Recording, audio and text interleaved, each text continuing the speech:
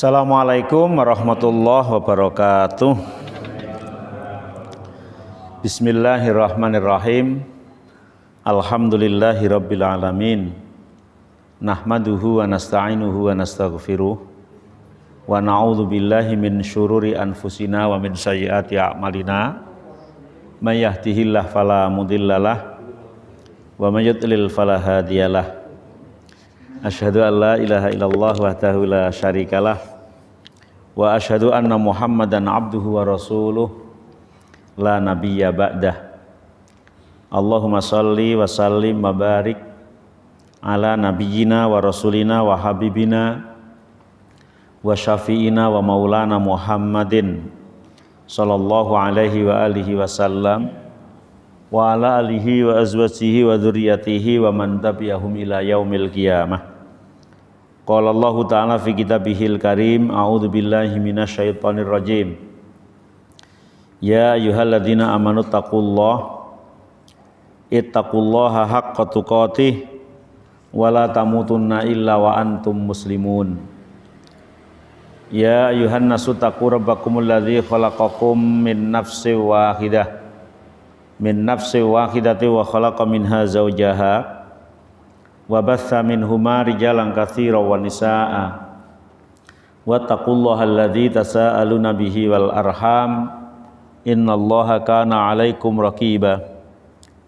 Ya ayyuhalladzina amanu taqullaha wa qulu qawlan sadida yuslih lakum a'malakum wa yaghfir lakum dzunubakum wa may yuti'illaha wa rasulahu faqad faza fawzan 'azima. Fa'lam fa inna khairal hadisi kitabullah wa khairal hadyi hadyi Muhammadin sallallahu alaihi wa alihi wasallam wa syarrul umuri muhdatsatuha wa kullu muhdatsatin bid'atun wa kullu bid'atin dhalalatun wa kullu dhalalatin finnar amma ba'd. Hadirin wal hadirat rahimani wa rahimakumullah. Alhamdulillah wa syukrulillah, puji dan juga syukur mari kita panjatkan kepada Allah Rabbul Izzah, Allah Subhanahu wa taala yang telah memberikan kepada kita nikmat, rahmat, taufik, hidayah kepada kita semua hingga pada sore hari ini ya, hari ke-18 Ramadan 1444 Hijriah, dan insya Allah di tahun ini malam selikure ya bareng, malam telulikure bareng malam pitulikure ya bareng, malam songolikure ya bareng. Engko sing ora bareng mungkin ana sing malam 30, ana sing malam 1 Syawal. ya. Tapi untung ini berarti untuk hari-hari ganjilnya enggak ada ikhtilaf ya. Enggak ada ikhtilaf, alhamdulillah ya. Jadi kita bisa, karena kemarin kadang-kadang dijadikan alasan orang yang tidak mau mengambil ibadah malam, ambil malam ganjil. Lah ya nek ganjil saiki. Yang mulainya dulu hari ini kan sudah genep gitu, katanya begitu ya. Alhamdulillah sekarang bareng, dan itu adalah merupakan nikmat yang luar biasa ya. Semoga amal ibadah kita senantiasa diterima oleh Allah Subhanahu wa taala. Salawat dan juga salam juga tercurahkan kepada Nabi kita Muhammad sallallahu alaihi wa alihi wasallam, dan juga kepada para sahabatnya, para keluarganya, serta pengikut setianya ila yaumil qiyamah. Hadirin wal hadirat rahimani wa rahimakumullah, masih di bab yang kemarin, yaitu bab menunjukkan atas kebaikan atau menunjukkan atas kejelekan ya. Menunjukkan atas kebaikan, mendapatkan kebaikan orang yang melakukan atas petunjuk kita. Begitu juga ketika kita menunjukkan kepada kejelekan, kita akan mendapatkan dosa dari amalan yang dilakukan oleh orang yang disebabkan karena kita. Masih ada satu hadis dalam bab ini, yaitu hadis yang bersumber dari Anas bin Malik. Kata Anas, an-nafatan min aslama. Ada seorang pemuda yang datang dari suku Aslam. Ternyata di Arab sana ada suku namanya suku Aslam ya. Qala, anak muda yang datang dari suku Aslam ini berkata kepada Rasulullah Shallallahu Alaihi Wasallam, Ya Rasulullah, hei Rasulullah, Inni uridul ghazwa. Sesungguhnya aku ini mengharapkan, menginginkan perang. Sugeng rawuh Pak Ari, ini tamu dari jauh Pak Ses. Inni uridul ghazwa. Sesungguhnya aku ini menginginkan perang. Walai samai ma atajahazu bihi, dan aku tidak mempunyai perbekalan. Ya Rasul, aku ingin perang, tapi aku nggak punya bekal, baik itu senjata, baik itu bekal untuk hidup di perjalanan dan sampai di medan perang, baik itu kendaraan, semuanya nggak punya aku ya Rasul. Tapi aku punya keinginan kuat, mau perang. Qala, maka kemudian Rasulullah SAW berkata, "I'ti fulanan fa innahu qad kana tajahaza famarido." Ya fulan, kamu datanglah ke fulan. Fulan itu orang gitu ya. Ya fulan, kamu datangnya ke fulan ini. Karena fulan ini telah mempersiapkan ubo rampe untuk perang, tapi qadarullah dia sakit. Udah, datangi aja. Jadi misalnya yang berkeinginan kuat mau perang itu Pak Ari dan tidak punya perbekalan, kendaraannya nggak punya, senjatanya nggak punya, sangune duwe. Takon mari Kanjeng Nabi. Lah kono tekohon ning nggon Pak Hadi. Pak Hadi lengkap persiapannya, tapi qadarullah dia sakit. Gambarannya begitu gitu ya. Nah, terus fa'atahu faqol. Maka kemudian si fulan yang ingin perang nggak punya perlengkapan ini mendatangi si fulan yang punya perlengkapan dan sakit. Pak Ari datang ke Pak Hadi. Ini gambaran contoh supaya mudah difahami gitu ya. Faqola, maka kemudian si fulan berkata, "Inna Rasulullah sallallahu alaihi wasallam yukri'ukas salam." Hai fulan, Rasulullah kirim salam kepada panjenengan. Jadi Pak Ari bilang, Pak Hadi dikirimi salam Rasulullah. Wah, luar biasa, salam ke Rasulullah ya. Dikirimi salam Rasulullah. Wa yaqul, dan kemudian si fulan yang ingin berperang nggak punya peralatan ini ngomong, "A'tini allati tajahhazta bihi." Jari Rasulullah dengan sudah punya persiapan yang lengkap, senjatanya lengkap, kendaraannya lengkap, komplit, berikanlah kepadaku, saya yang tak berangkat, katanya jenengan sakit gitu. Fakola, maka kemudian si fulan yang punya perlengkapan lengkap dan sakit ini ngomong, "Ya fulanah a'tihi allati tajahhaztu bihi." Hai istriku, berikanlah semua persiapan yang aku persiapkan untuk perang itu kepada orang ini.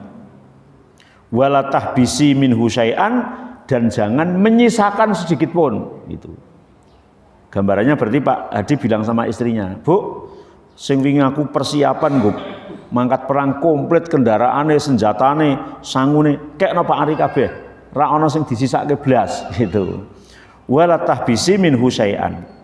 Fa wallahi la tahbisi anhu syai'an fayubaraka laki fih." Demi Allah, ketika kamu tidak menyisakan sedikit pun dari persiapan yang sudah aku siapkan untuk perang ini dan diberikan kepada orang itu, maka Allah akan memberkainya. Ini teks hadis judulnya adalah memberikan petunjuk kepada suatu kebaikan. Kalau kita tanya berarti siapa yang ngasih petunjuk? Rasul. Ketika ada orang mau melakukan kebaikan, ternyata sarana dan prasarananya nggak lengkap, ternyata Rasul menunjukkan kepada suatu tempat yang lain ada sarana dan prasarana lengkap, tapi orangnya nggak bisa berangkat gitu. Rasul memberikan petunjuk ke sana.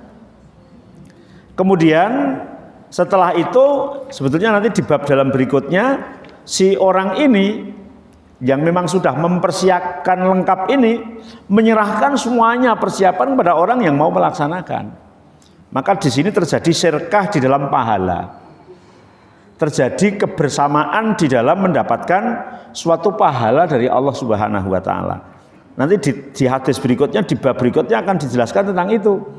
Jadi gambarannya kayak tadi, misalnya kemudian yang berangkat Pak Ari, maka pahalanya bukan dibagi dua, tapi masing-masing mendapatkan pahala yang utuh. Kalau dibagi dua kan beda loh, satu dibagi dua kan separuh gitu ya. Tapi ini masing-masing mendapatkan pahala yang utuh, yang sama. Pak Ari yang berangkat juga pahalanya utuh, Pak Adi yang punya persiapan tadi juga mendapatkan pahala yang utuh. Jadi sirkah di dalam urusan masalah pahala, karena sirkah di dalam masalah kebaikan. Dalam hadis ini mengandung beberapa pelajaran, diantaranya man aradal ghazwa walam yajid ma yatajahazu bihi akhbarul imam an hali. Kalau memang urusannya adalah urusan betul-betul perang secara fisik dan ada orang yang mau perang tapi tidak mempunyai peralatan sarana prasarana, maka lebih baik memberitahu kepada komandan, kepada imamnya, gitu ya. Saya nggak punya perlengkapan, agar dibiayai oleh negara, agar dibiayai oleh negara. Ya, wala yu'adziru nafsahu hatta ya'dzirahul imam. Tidak bisa mengambil udzur sendiri kecuali udzur itu telah ditetapkan oleh imam, ya. Mungkin kalau di bahasa sekarang ada darurat militer, ada darurat sipil kan, ya. Artinya misalnya militer ya, itu dia tidak boleh alasan ketika mau dikirim ke daerah perang itu, wah aku ini mau intinya megah, itu nggak boleh gitu ya. Sudah daftar jadi tentara itu ya resikonya apapun harus dilakukan gitu ya. Diguang nenggon daerah perang ya kalau nanti mati ya wong perang ya mati, gak perang ya mati gitu ya. Ya tapi memang itu resiko. Tapi kalau sudah pilihannya itu ya harus. Jadi zaman Rasul pun itu dulu juga ada yang dari masyarakat itu yang kemudian dipilih untuk menjadi tentara. Dan juga ada yang dipilih untuk menjadi guru, ada yang dipilih untuk menjadi pedagang, dipilih oleh Rasul. Hanya mungkin kan administrasi sekarang mungkin lebih teratur, lebih tertib, tapi contoh dari sejak zaman Rasul sudah ada. Nah, sehingga tinggal kita dalam kehidupan itu pilih, mau pilih yang mana dan kita punya bakat apa gitu. Juga Rasul pernah melarang ketika orang mau berangkat perang semua, ternyata nggak boleh. Yang cerdas-cerdas hafal Quran, hafal hadis oleh Rasul dicegat, nggak boleh. Nanti kamu ketika tentara-tentara itu pada pulang, kamu yang mengajari kan gitu ya. Kamu yang mengajari. Maka hidup ini pilihan dan kita punya bakat apa yang akan dipersembahkan kepada bangsa dan negara, kepada agama, kepada Allah Subhanahu wa taala. Ya, ada orang yang memang bakat jadi dokter ya. Ada orang yang bakat jadi arsitek mungkin begitu ya. Ada yang bakat jadi guru, dan bakat itu perlu dikembangkan ya, karena ketika orang itu bekerja yang bukan bakatnya itu kadang ya akan terjadi terjadi kayak tidak kestabilan, akhirnya gagal lagi gitu ya. Saya itu pernah terjun ke dunia dagang Pak Hadi. Iya, nah aku perlu wong dagang kaya Pak Hadi dagang, kaya Pak Ari dagang, ngono ki rasane kan kok ya penak men gitu. Dan saya itu pernah terjun dagang sendiri gitu ya. Terjun dagang sendiri mulai dari sejak dulu masih muda, masih pengantin baru dulu ya. Tapi ternyata tidak pernah sukses dan sudah ilmunya sudah saya kerahkan semaksimal mungkin, sak pinter-pinter ya. Tapi ternyata karena nggak bakatnya itu nggak bisa sukses Pak. Jadi saya pernah, kalau saya bakatnya itu ada sebetulnya, tapi qadarullah kurang baik itu. Bakat saya itu kalau dagang yang menguntungkan itu dagang akik Pak. Ya. Kalau dagang akik saya bakat ya, akik atau sabuk keampuan itu tuh, dulu pernah itu tuh sukses itu ya. Bener itu Pak Pur. Pak Pur senyum-senyum. Tapi saya serai iso pesen aku, serai iso tak tutup misalnya. Itu pernah itu. Tapi kemudian ketika dagang normal ya, saya pernah dagang kelontong di rumah, buka warung itu. Iya itu ternyata pada saat itu kan dagang sambil di musola itu ngaji, banyak orang belanja itu ya, belanja. Bahkan kalau dari santri-santri yang belanja itu zaman dulu kalau kembalian 500 rupiah, kembalian 1000 itu nggak diambil gitu. Wes nggak usah wae. Tapi yang akhir tahun hitung-hitungan itu utangnya akeh, barangnya ra ono Pak. Walah ya Allah. Bener itu ya. Iki utang kono sakmene, utang kono sakmene, iki barang blonjo ngerek sakmene tok, padahal masih punya utang segini tuh. Wah, iki sorap matuk gitu ya. Ya, dagang pakaian juga sudah. Dagang perek bungek macam-macam itu. Dagang kerupuk juga sudah pernah ya. Sampai idul-idul kerupuk itu qadarullah itu kerupuk itu loh, kerupuk apa namanya? Kalau sini ngarannya apa? Gondrong itu kerupuk terong itu toh. Ngisi ke toko-toko itu. Awalnya itu laris, isi sana. Lama-lama itu 1 bulan 2 bulan tuh sampai ke toko tuh mesti jek kebek, ke toko jek kebek terus. Gua ngerti tekan kono kerupuke melempem ngono. Ganti sing anyar, ganti tok sing melempem tak juga ora entuk duit. Ya Allah, ya Rabbi.